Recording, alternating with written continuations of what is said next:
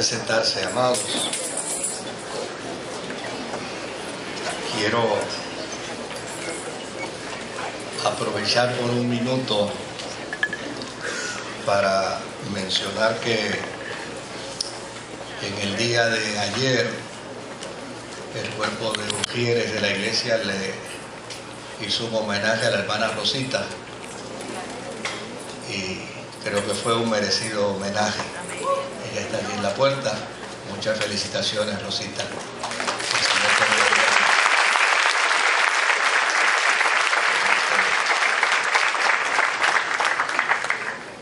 Y aprovechar también para mencionar que la hermana Eunice, esposa del pastor Orlando Figueroa, está aquí.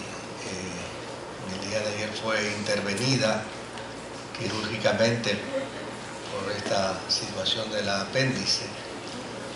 Se encuentra muy bien, gracias al Señor. Y desde luego pues está en ese proceso de convalecencia y de restauración en el Hospital Metropolitano. Les invito para que vaya conmigo a las Sagradas Escrituras, al capítulo 11 del Evangelio según San Marcos. Le pido excusa a los muchachos de proyección porque no envié, pero es porque es solo un texto. Esa fue la razón. Obviamente pues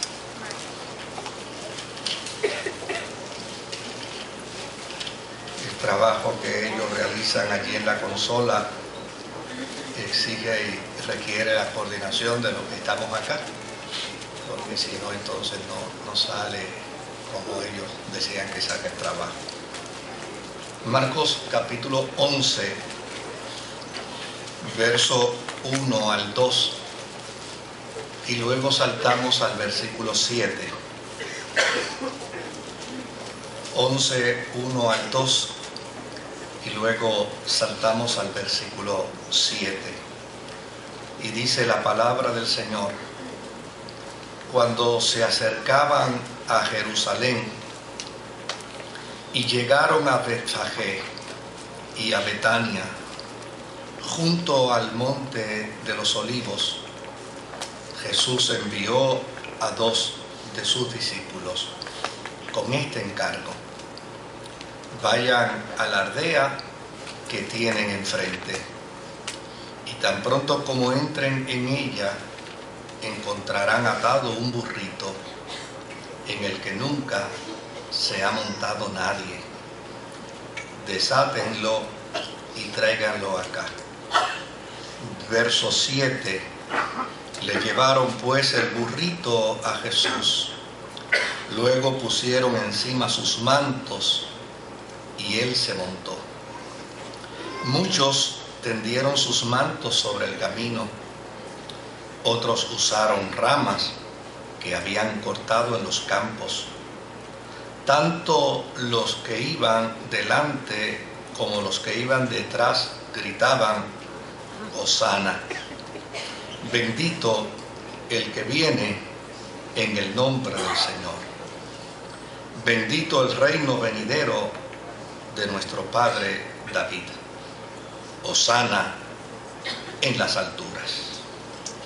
Jesús entró en Jerusalén y fue al templo después de haberlo observado todo, y como ya era tarde, salió para Betania con los 12. Que el Señor añada bendición a su santa y bendita palabra.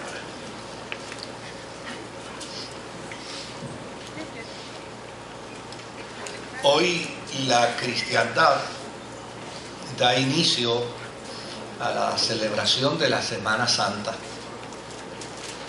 y obviamente como resultado de ese proceso, que es uno de reverencia, que es uno de reflexión, que es uno de introspección, me parece que es propio de todos los cristianos el respetar la forma y manera como cada denominación hace la celebración de esta semana.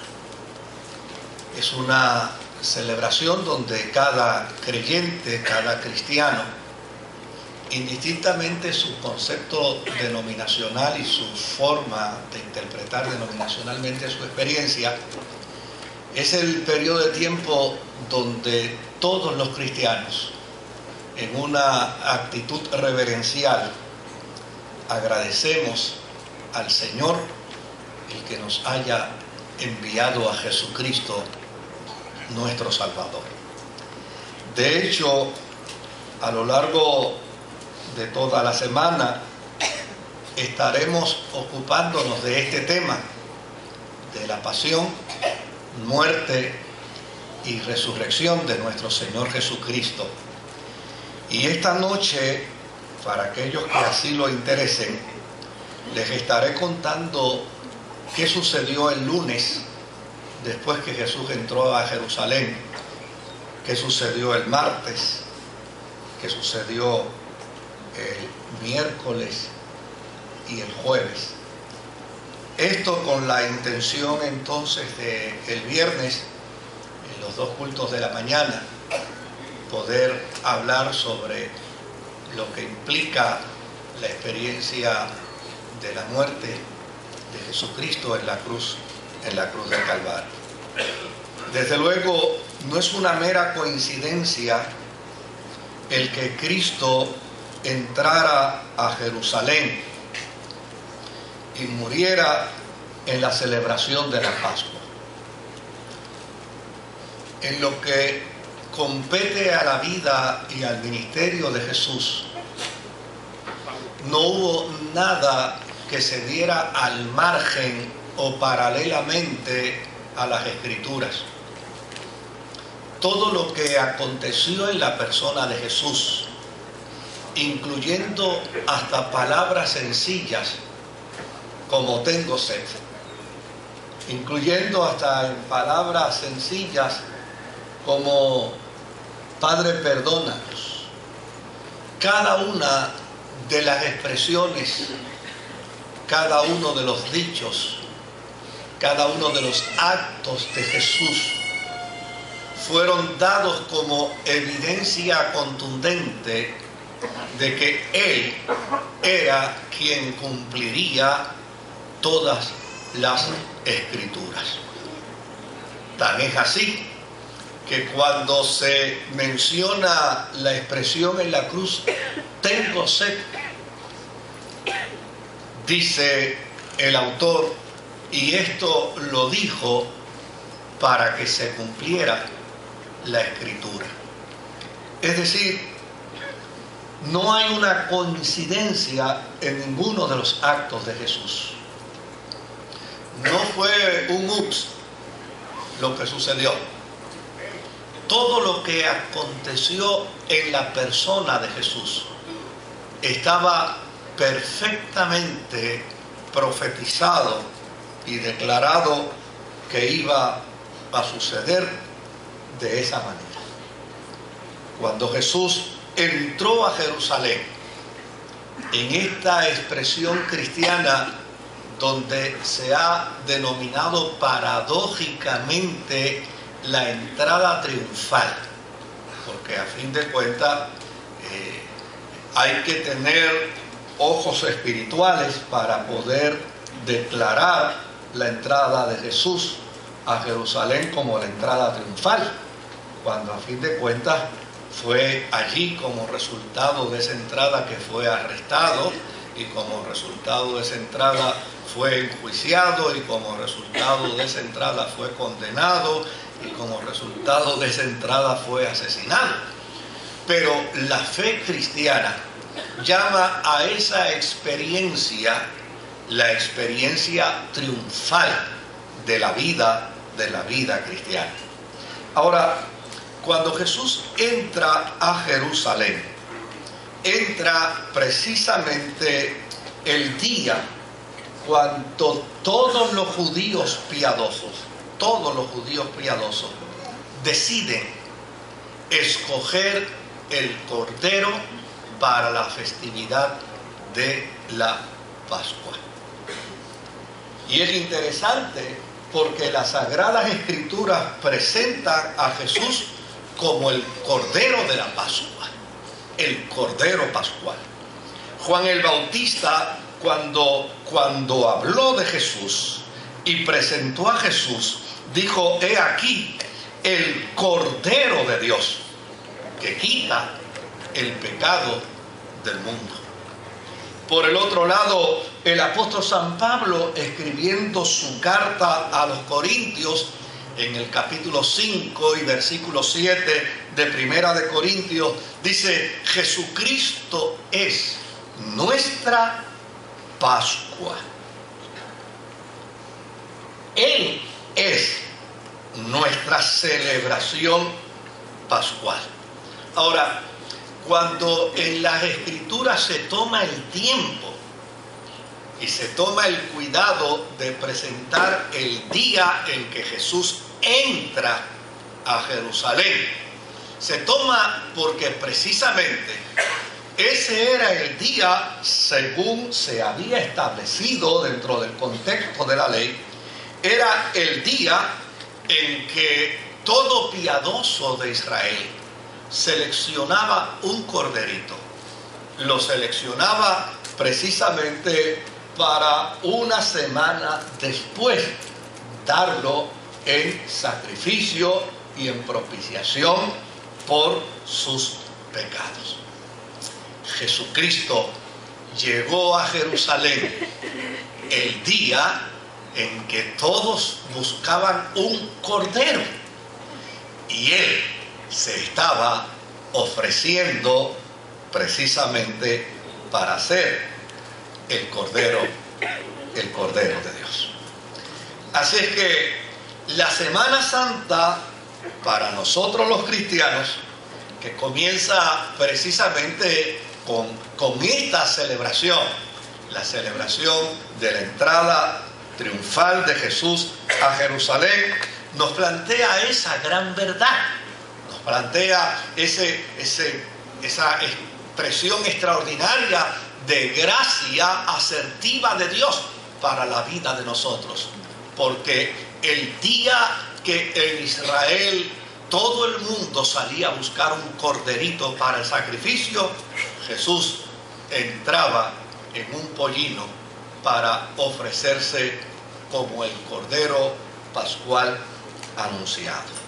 Ahora, si miramos brevemente en el libro de Éxodo, en el capítulo 12 del libro de Éxodo y en el versículo 3 al 5, vamos a encontrar precisamente la enseñanza que había con respecto a ese día.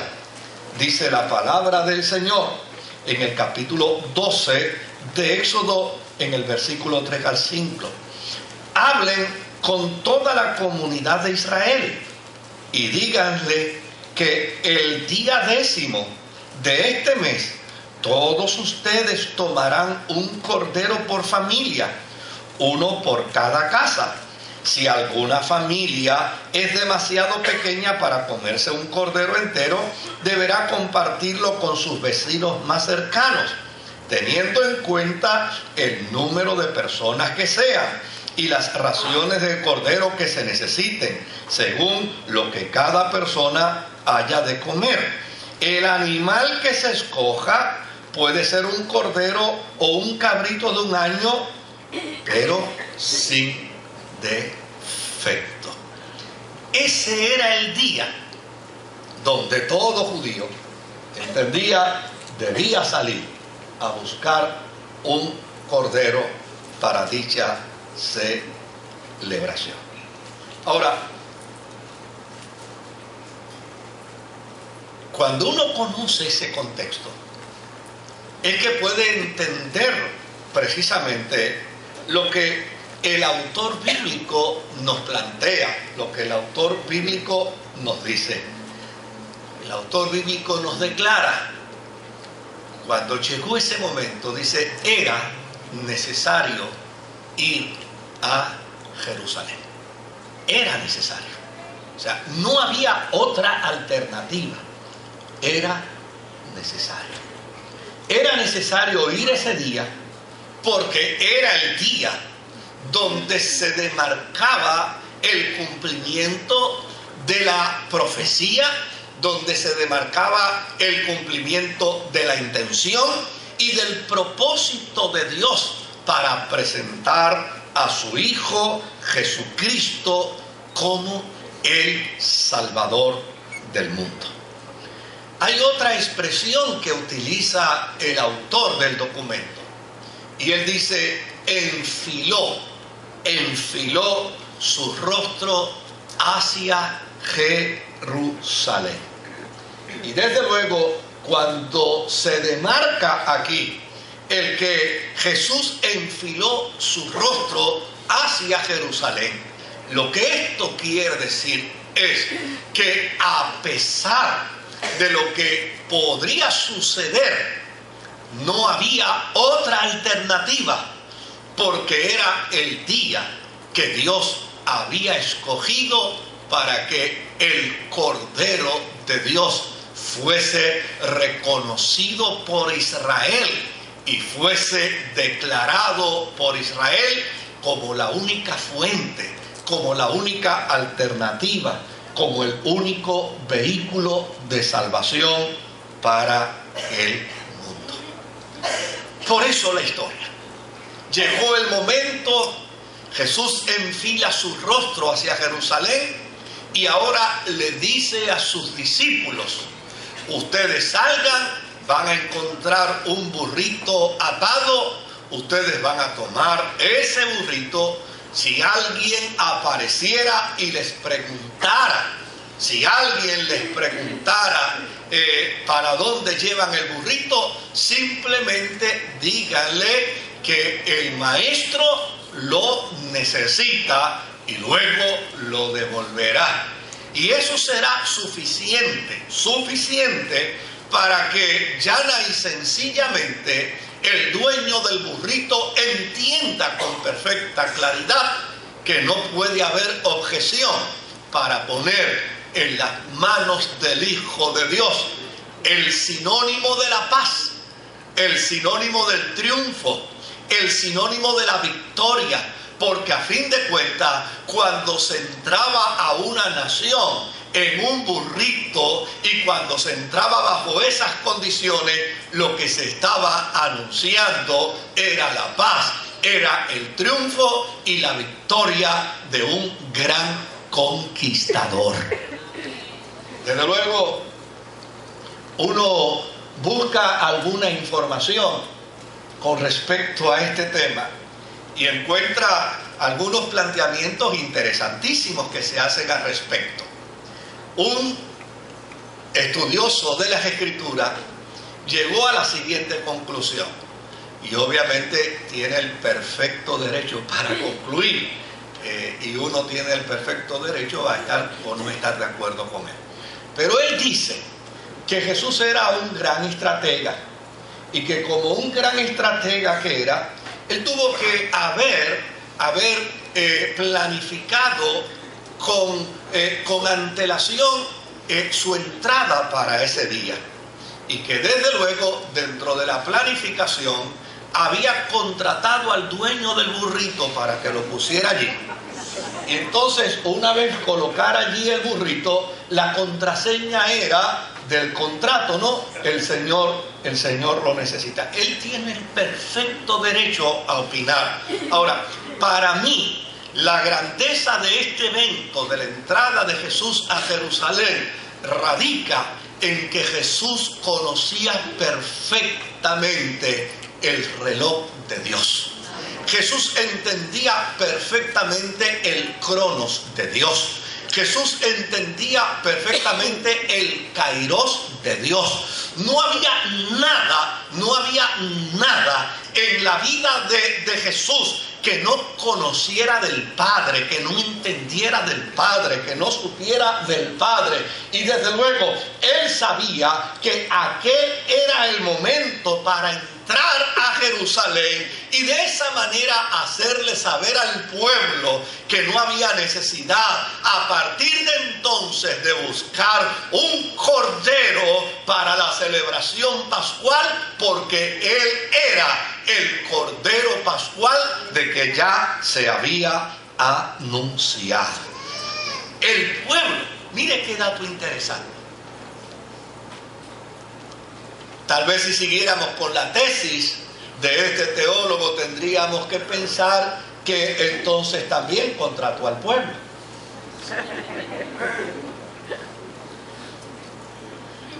Pero el pueblo, tan pronto le vio llegar, empezó a exclamar, empezó a gritar. Y empezaron a decir: Hosana, bendito el que viene en el nombre del Señor.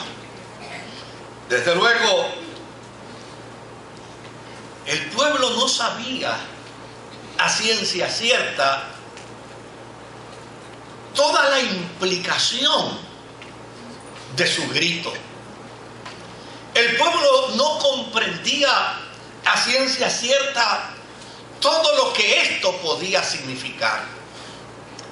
Otro autor, en un momento dado, describiendo esta experiencia, dice: cierta magia revistió el lugar y de forma mágica el pueblo empezó a gritar, reconociendo a Jesús como el Salvador. Desde luego, yo creo que la intención de Marcos va más allá de delimitar una magia. Yo creo que la intención de Marcos está comprendida en un mensaje que no solamente debió haber entendido el pueblo, sino un mensaje que tenemos que entender nosotros hoy, los que leemos y escudriñamos las Escrituras para saber esta historia. Antes de Jesús entrar a Jerusalén, Él les habló a sus discípulos y le planteó a sus discípulos la realidad de su muerte. Le planteó a sus discípulos la realidad de su entrega. Era necesario que el Hijo del Hombre padeciese y era necesario que el Hijo del Hombre muriera. Y de hecho, a lo largo de todos esos días, domingo, lunes, martes, miércoles, jueves, el Señor Jesucristo se dedicó a presentar un mensaje de confrontación al pueblo. No solamente un mensaje de confrontación al pueblo por su indignación, como ellos celebraban el acto religioso, sino que se dedicó a provocar en ellos lo que ya estaba en su corazón. En el corazón de ellos ya estaba matar a Jesús. Y Jesús se dedicó a confrontarlos con la Escritura. Se dedicó a confrontarlos con su hipocresía. Se dedicó a confrontarlos con sus actitudes malsanas. Se dedicó a confrontarlos con sus actos de injusticia. Jesús se dedicó a confrontarlos constantemente. De hecho, el versículo 11 de este libro, de este capítulo que leímos, dice que llegó y entró a Jerusalén. Entró al templo, miró al templo y se fue para Betfagé. Y cuando se fue a Betfagé, sin lugar a duda, se fue a planificar qué iba a ser el próximo día. ¿Cómo voy a intervenir el próximo día? ¿Qué cosas voy a hacer el próximo día? ¿Cómo voy a realizar mi acción para el próximo día? Porque si la hipocresía religiosa ya estaba en el corazón de los religiosos, era necesario destapar la llaga por completo, porque precisamente era necesario que el Hijo del Hombre padeciese y muriese en la cruz del Calvario, porque como resultado de la indignación de los religiosos de su tiempo, el mundo podría alcanzar salvación gloriosa mediante su entrega en la cruz. sabía el pueblo lo que estaba gritando. Hosana. Hosana es una expresión que tiene un significado muy particular. Hosana es la expresión que denota profunda insatisfacción por parte de un pueblo como resultado del vehículo religioso que han obtenido para su paz. Todos los años Israel tenía que celebrar la Pascua. Y todos los años cada familia tenía que buscar un corderito o un cabrito para el sacrificio. Y desde luego, como resultado de esa acción, el ser humano vivía dentro del marco de una profunda insatisfacción, porque no bien terminaba su proceso cultural en la casa del sacerdote. Una vez salía de allí, tenía que decirse a sí mismo: nos veremos el año que viene, para volver de nuevo a sentirnos culpables, para volver de nuevo a sentirnos pecadores, para volver de nuevo a sentir que estamos en deuda con Dios, para volver de nuevo a sentir que le debemos al Eterno y tenemos que volver aquí para pagar religiosamente todas nuestras deudas y todas nuestras culpas. En el Hosana había una profunda insatisfacción por la forma y manera en que Israel celebraba su acto religioso. De hecho, es dentro del marco de esa semana donde Jesús llora sobre Jerusalén y dice: Jerusalén, si tú reconocieras lo que yo puedo ser para ti. Si tú entendieras, Jerusalén, lo que yo te estoy ofreciendo.